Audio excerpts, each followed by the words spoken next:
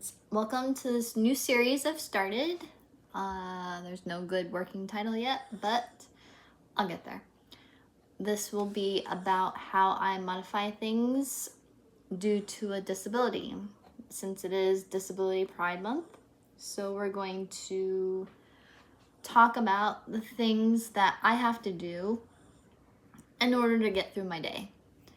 And quite honestly, it's a lot. So, and me talking about it, which is still hard for me to do, to be honest, maybe it'll help someone else, and that is the goal here.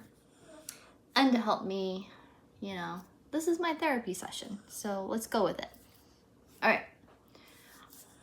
Let me do a little backstory quickly, just so you know what kind of disability I have.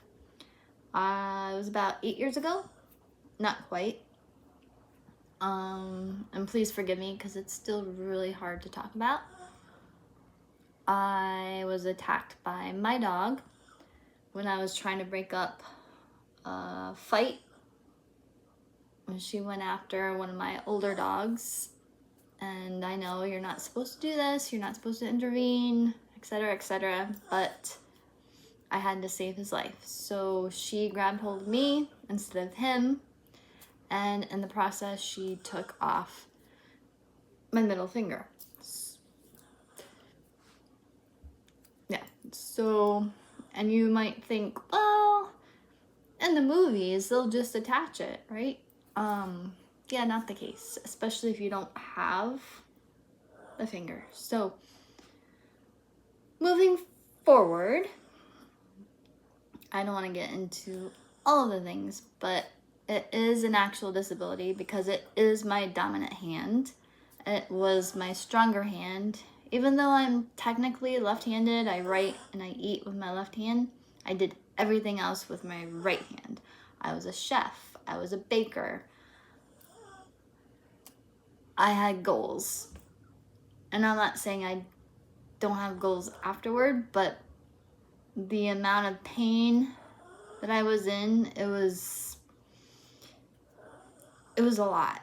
The hand actually has the most nerves in the human body except for the brain. So just imagine if you have a paper cut.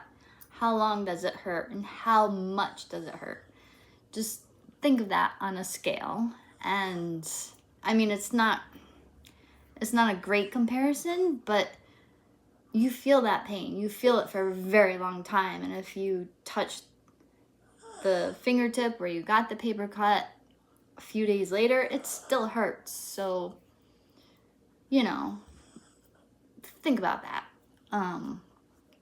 And the movies and the TV shows make it not such a big deal, and I will discuss more of that later because it is a pet peeve, and I wish someone would actually do research on that.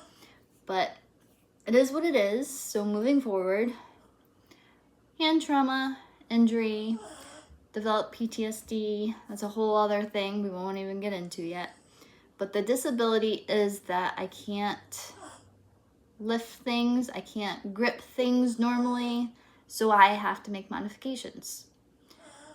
And in order to do that, with what I'm doing, which is actually running a nonprofit for people who need mental health support, and we integrate animals into it. So it's kind of unique. And the animals that we use are even more unique because most people consider them livestock or, useless. We incorporate goats, ducks, chickens, and pigs.